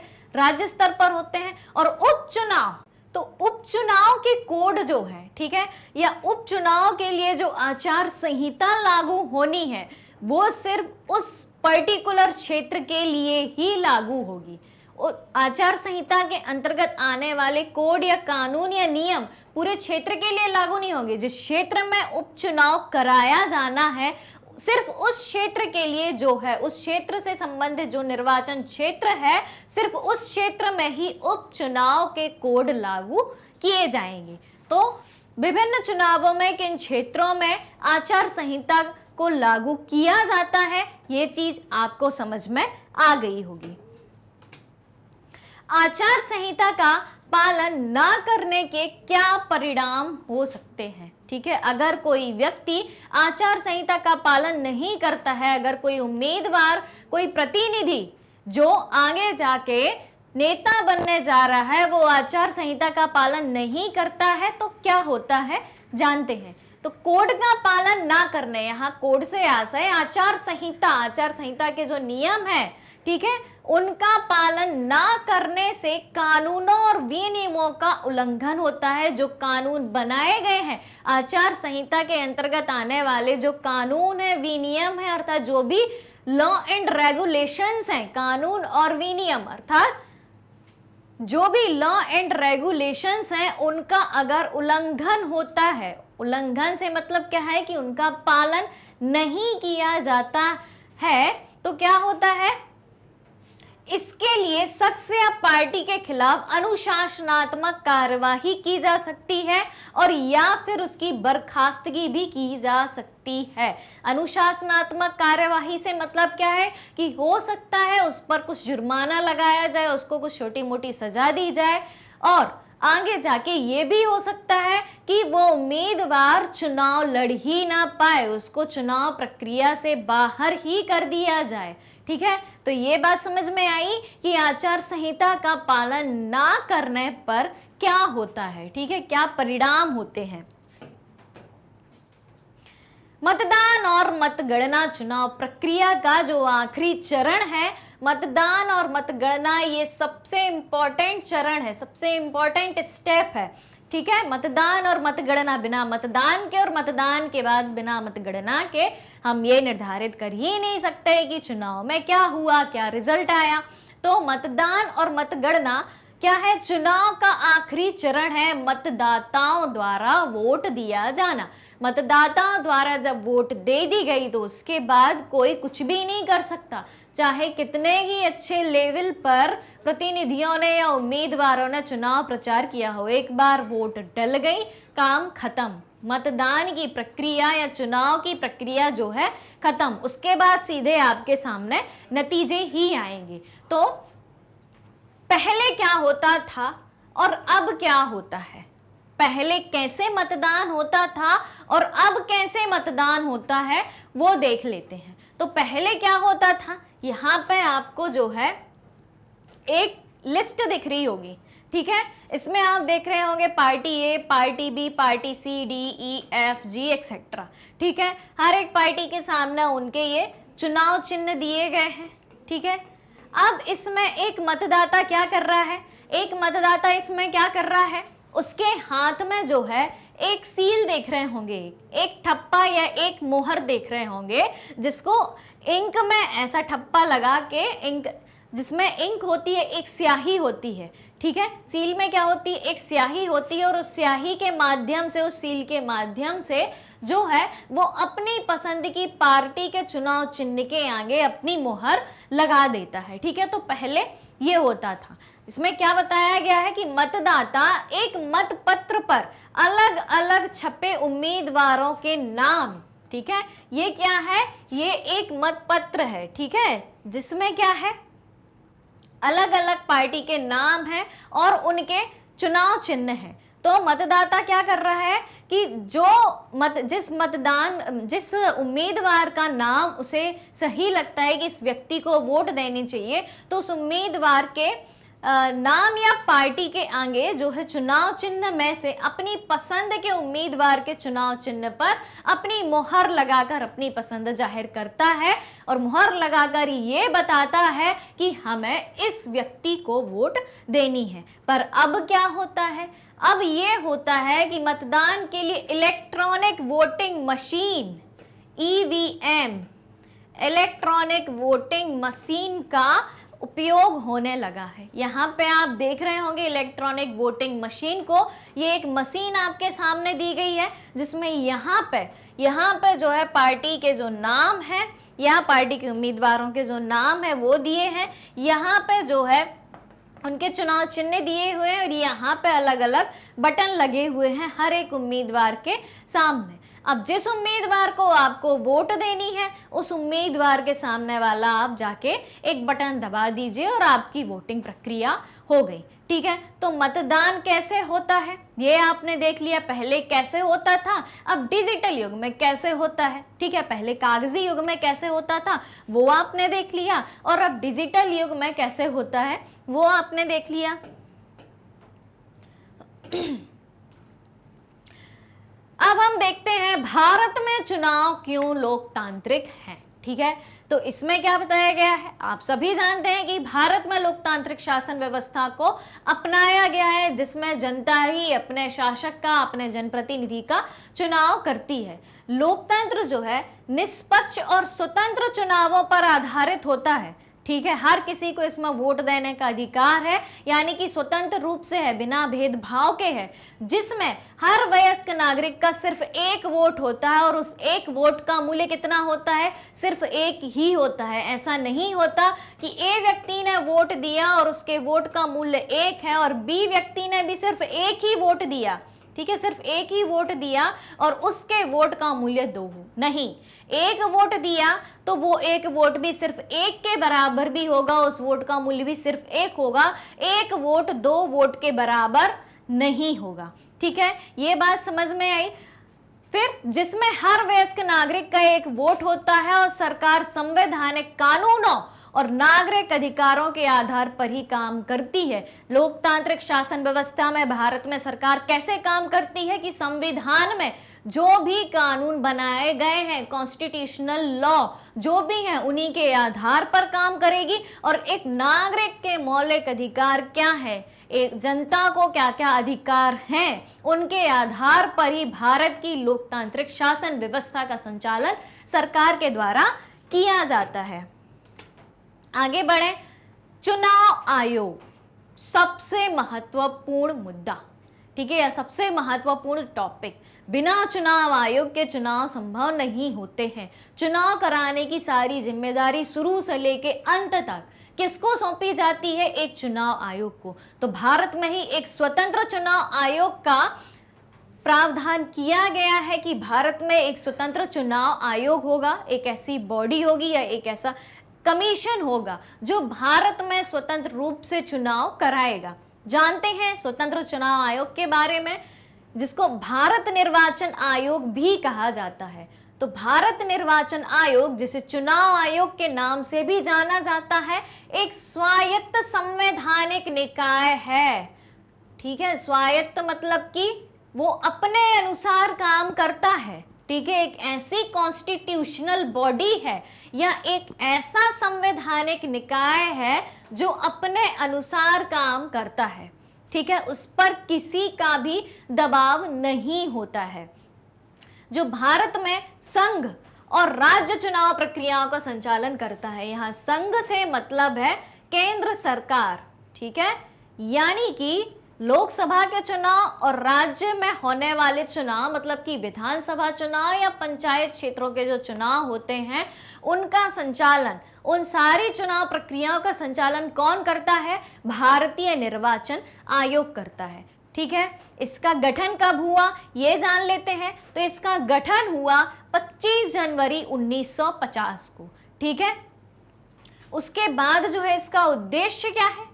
इसका उद्देश्य है भारत में स्वतंत्र और निष्पक्ष चुनाव कराना।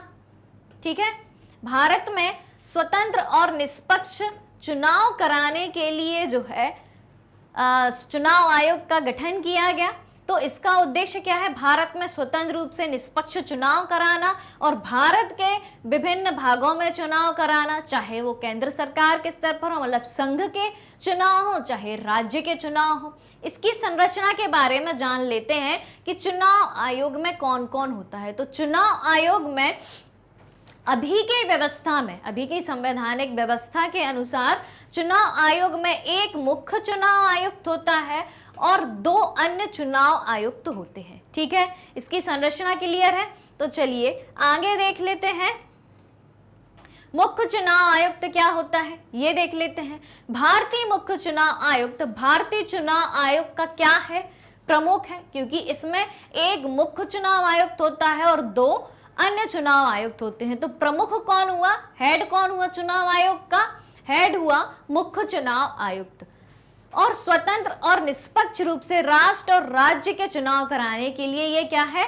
उत्तरदायी है। ठीक है, ये बात हुई क्लियर। चलिए, इसकी नियुक्ति कौन, किसके द्वारा की जाती है? कौन इसकी नियुक्ति करता है या कौन अपॉइंट करता है?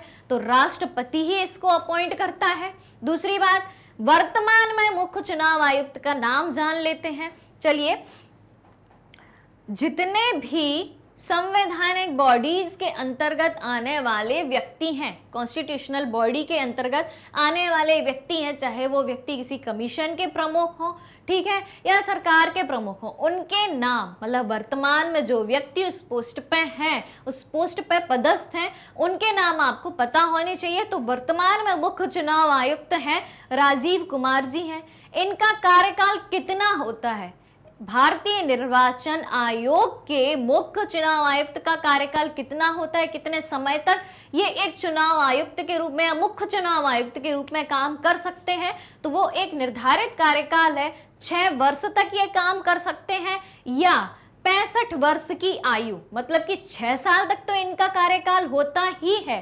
साथ ही साथ अगर ये 65 वर्ष की आयु को कंप्लीट कर लेते हैं तो इनका कार्यकाल समाप्त हो जाता है। हो सकता है कि ये 6 वर्ष अपने कंप्लीट ना कर पाए और उसके पहले ही ये 65 वर्ष के हो जाए, तो इनका कार्यकाल खत्म हो जाएगा। ठीक है, इनके वेतन के बारे में देख लें कि इनको कितने रुपए प्रति माह मिलते हैं। तो इन्हें 2.5 लाख रुपए प्रति माह मासिक वेतन मिलता है। ठीक है, तो हमने अभी क्या जाना कि भारतीय निर्वाचन आयोग क्या है और मुख्य निर्वाचन आयुक्त क्या होते हैं। अब हम चुनाव आयोग के काम के बारे में जान लेते हैं कि भारतीय निर्वाचन आयोग या इलेक्शन कमीशन या इंडियन इलेक्शन कमीशन के क्या क्या काम है। निर्वाचन आयोग चुनाव की अधिसूचना जारी करने से लेकर चुनावी नतीजों की घोषणा तक, चुनाव की अधिसूचना जारी करने से लेकर मतलब कि अब आपके देश में चुनाव होने वाले हैं, ये घोषणा करने से लेकर जब तक चुनावी नतीजों की पूरी घोषणा नहीं हो जाती, ठीक है, चुनाव के नतीजे नहीं आ जाते, तब तक पूरे चुनाव प्रक्रिया के संचालन पर निर्णय लेने की जिम्मेदारी किसकी होती है? चुनाव आयोग की, निर्वाचन आयोग की, भारतीय निर्वाचन आयोग की या इलेक्शन कमीशन की। ठीक है, यह आदर्श आचार संहिता लागू कराता है। आचार संहिता कौन लागू कराता है, जिसके बारे में अपन ने अभी जाना था। तो आदर्श आचार संहिता लागू कराने का काम किसका है? चुनाव आयोग का है। और इसका उल्लंघन करने पर अगर कोई व्यक्ति या उम्मीदवार जो है, जो चुनाव में खड़ा हुआ है, अगर वो आचार संहिता का उल्लंघन करता है, ठीक है, तो उनको सजा देने का, उन उम्मीदवारों को या उस पार्टी को सजा देने का काम भी किसका है? चुनाव आयोग का है। चुनाव के दौरान निर्वाचन आयोग द्वारा सरकार को दिशा निर्देश मानने का आदेश दे सकता है। चुनाव के दौरान चुनाव आयोग जो डिसीजन देगा, जो दिशा निर्देश देगा, जो डायरेक्शन देगा, ठीक है, उस पर ही सरकार को चलना होगा। उसके आगे पीछे अपने मनमानी से सरकार नहीं चलाई जा सकती। इसमें सरकार द्वारा चुनाव जीतने के लिए चुनाव में सरकारी मशीनरी का दुरुपयोग रोकना या अधिकारियों का तबादला करना भी शामिल है।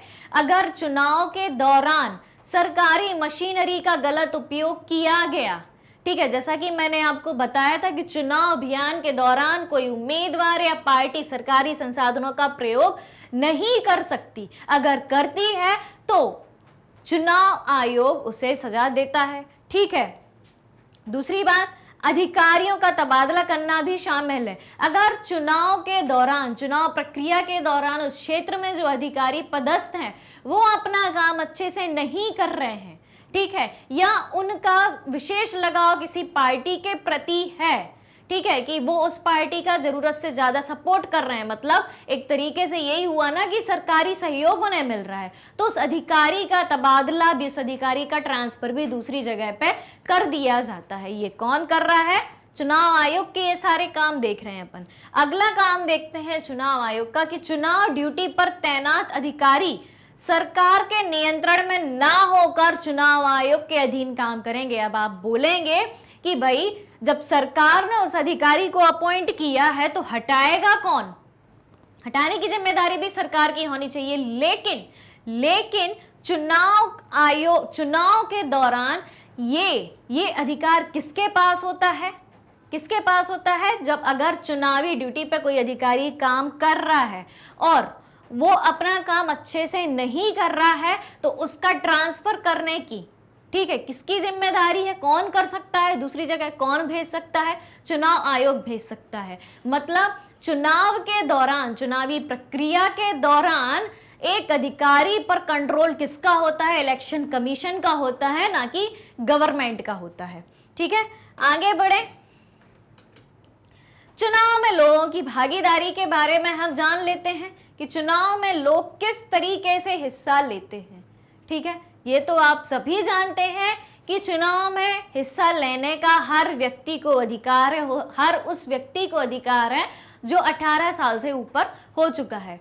तो चुनाव में लोगों की भागीदारी का पैमाना आमतौर पर मतदान करने वाले लोगों के आंकड़ों को बनाया जाता है। मतदान करने वाले लोगों के आंकड़े से यहाँ पे क्या मतलब है? कितने व्यक्तियों ने चुनाव में मतदान किया, कितनी संख्या में व्यक्तियों ने अपने वोट डाले, उस जगह की जनसंख्या कितनी थी और उस जनसंख्या में से कितने लोग वोटर लिस्ट में ऐड थे, मतलब जो चुनाव में वोट डालने की योग्यता रखते थे, और उनमें से कितने व्यक्तियों ने चुनाव में वोट डाला, मतलब असल में कितने व्यक्तियों ने चुनाव में अपनी भागीदारी रखी। तो इसका पैमाना किसको बनाया गया कि कितने लोग चुनाव में भागीदार हैं? वोट डालने वालों के आंकड़ों को। ठीक है, मतदान की योग्यता रखने वाले कितने प्रतिशत लोगों ने असल में चुनाव में अपना वोट दिया। ठीक है, ये बात हुई क्लियर। इस बात पे चलते हैं। भारत में आम लोग चुनावों को बहुत महत्व देते हैं। क्यों? क्योंकि उन्हें लगता है कि चुनाव के जरिए वे राजनीतिक दलों पर अपने अनुकूल नीति और कार्यक्रमों के लिए दबाव डाल सकते हैं। वोट किसको देना है? नेता को, जनता को देना है। ठीक है, तो जनता क्या कर सकती है? उसकी जो डिमांड्स होगी वो अपनी डिमांड्स को उनके सामने रखेगी, अपनी मांगों को उनके सामने रखेगी। सरकार की नीतियों का संचालन किसके द्वारा होगा उस समय? जनता के द्वारा, क्योंकि चुनाव के दौरान एक प्रतिनिधि के लिए, एक उम्मीदवार के लिए जनता ही भगवान होती है। ठीक है, तो एक तरीके से जनता ही कंट्रोल कर रही है उन्हें कि अगर आपने ये काम नहीं किया, ये नीति नहीं बनाई, ये योजना लेके नहीं आए, या जो वादे आप कर रहे हैं चुनाव के दौरान कि अगर हमारी सरकार आती है तो आने वाले भविष्य में हम ये काम करेंगे और नहीं करते हैं तो हम वोट आपको नहीं देंगे। तो सीधी सी बात है कि उस समय कंट्रोल किसके हाथ में है? जनता के हाथ में है। ठीक है, तो उन्हें लगता है कि देश के शासन संचालन के तरीकों में उनके ही वोट का महत्व है। तो आपको जनता की भागीदारी यहाँ पे समझ में आई कि किस तरीके से चुनाव में जनता की भागीदारी सबसे ज्यादा महत्वपूर्ण है, क्योंकि वोट किसको डालना है? जनता को डालना है। सरकार को जिताना किसको है? जनता को ही जिताना है। तो किसकी भागीदारी सबसे ज्यादा है यहाँ पे? किसका रोल सबसे इंपॉर्टेंट है? यहाँ पे इतना सब पढ़ने के बाद क्या नतीजा सामने आता है? आपके क्या चीज आपको नजर आती है? वो ये चीज नजर आती है कि सबसे ज्यादा इंपॉर्टेंट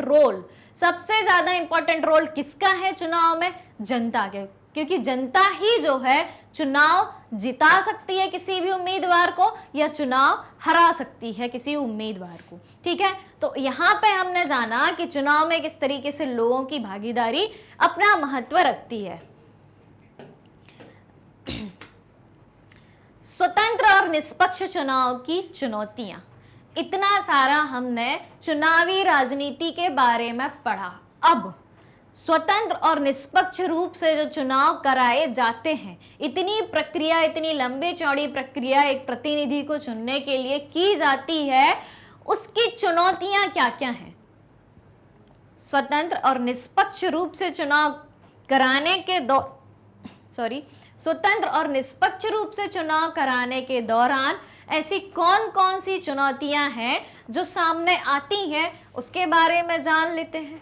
ठीक है, चुनौतियों के बारे में हम देखते हैं कि रुपए पैसे वाले उम्मीदवार, जो अमीर उम्मीदवार हैं, ठीक है, इसमें ये तो है नहीं, एक पैमाना तो है नहीं कि भाई अमीर व्यक्ति खड़े हो सकते हैं, गरीब व्यक्ति खड़े हो सकते हैं, शिक्षित खड़े हो सकते हैं, या एक कोई दूसरा पैमाना मान ले। नहीं, इसमें तो स्वतंत्र रूप से चुनाव कराए जा रहे हैं। स्वतंत्र रूप से कराए जा रहे हैं तभी तो हमें कुछ चुनौतियों का सामना करना पड़ रहा है।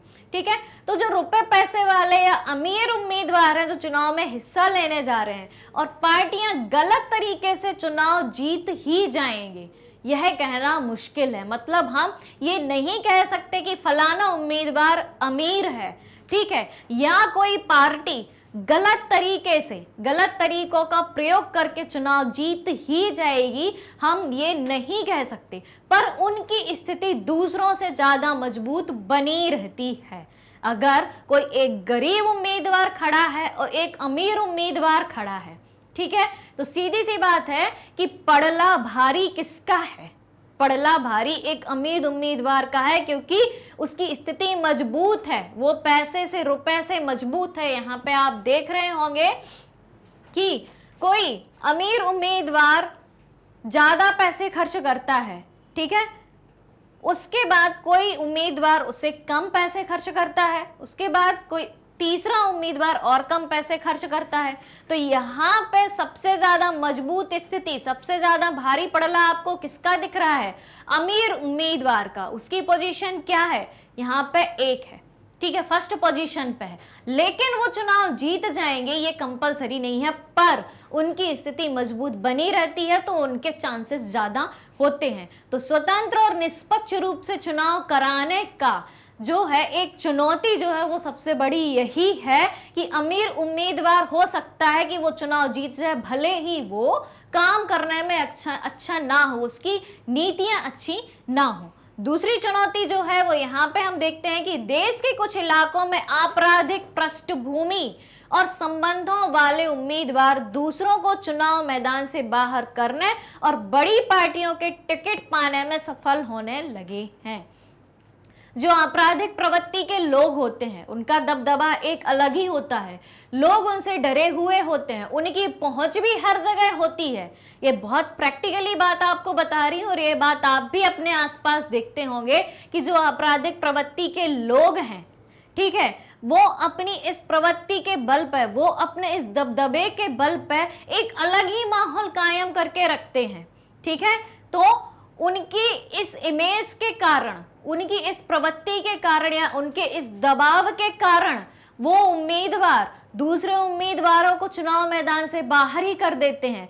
जब एक सीधा साधा उम्मीदवार देखता है या एक शिक्षित उम्मीदवार देखता है, ठीक है, कि भाई यहाँ पे आपराधिक प्रवृत्ति के लोग भी चुनाव लड़ रहे हैं, ठीक है, हमारे साथ कुछ भी हो सकता है और हम उनके बराबर जो है उतना नहीं कर पाएंगे, ठीक है, उतना ज्यादा लोगों को नहीं जोड़ पाएंगे और हम किसी को दबाव भी नहीं दे पाएंगे कि हमें वोट दीजिए ही, ठीक है। तो वो क्या करते हैं, वो चुनावी मैदान में उतरने से पहले ही एक तरफ हो जाते हैं। तो स्वतंत्र और निष्पक्ष चुनाव की दूसरी चुनौती क्या है, आपराधिक प्रवृत्ति के लोग या आपराधिक पृष्ठभूमि अपराधों से संबंध रखने वाले लोग जो हैं या उम्मीदवार जो हैं वो दूसरों को चुनाव मैदान से बाहर कर देते हैं और बड़ी से बड़ी पार्टियों का टिकट पाने में भी सफल हो जाते हैं।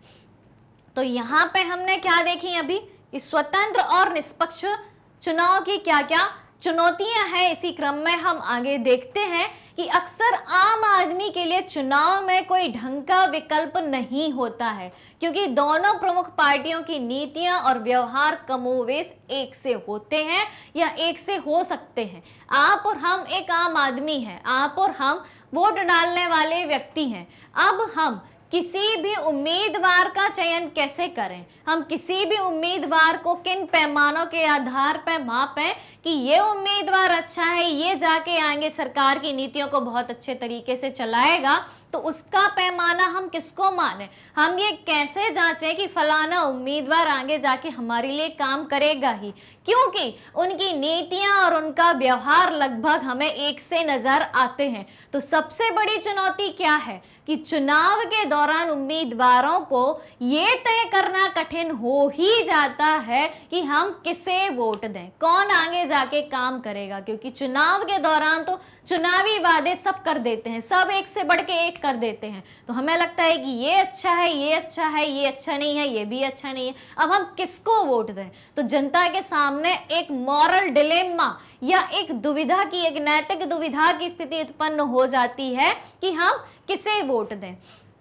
ये चुनौती आपको समझ में आ गई होगी। ये चुनौती आगे की हम देखते हैं कि बड़ी पार्टियों की तुलना में छोटे दलों और निर्दलीय उम्मीदवारों को कई तरीके की परेशानियां उठानी पड़ सकती हैं। जाहिर सी बात है, जो फेमस पार्टीज हैं, राष्ट्रीय राजनीतिक पार्टी का दर्जा प्राप्त उम्मीदवार हैं, राष्ट्रीय राजनीतिक पार्टी के अंतर्गत आने वाली पार्टी है, उनकी स्थिति अन्य पार्टी जिससे सभी लोग परिचित नहीं होते हैं, जिन पार्टियों की स्थिति उतनी मजबूत नहीं होती है, ठीक है, या फिर निर्दलीय दल के प्रत्याशी जो हैं, वो उनकी स्थिति जो है बड़ी पार्टियों की तुलना में जो है थोड़ी कमजोर होती। तो यहाँ पे आप एक इक्वेलिटी नहीं देख रहे हैं। ये सारी चुनौतियों में आपको एक समानता की स्थिति नजर नहीं आ रही होगी।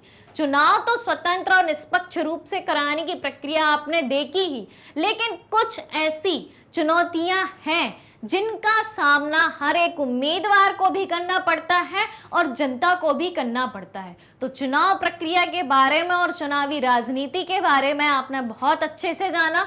उम्मीद है कि आपको सारी चीजें समझ में आ गई होंगी और राजनीतिक गतिविधियों को समझने के लिए, राजनीति को समझने के लिए ये चैप्टर सबसे ज्यादा इंपॉर्टेंट है। तो आप एक बार फिर से इस चैप्टर का रिवीजन करें और जब तक आपके कंसेप्ट क्लियर नहीं हो जाते तब तक बार बार रीड करें।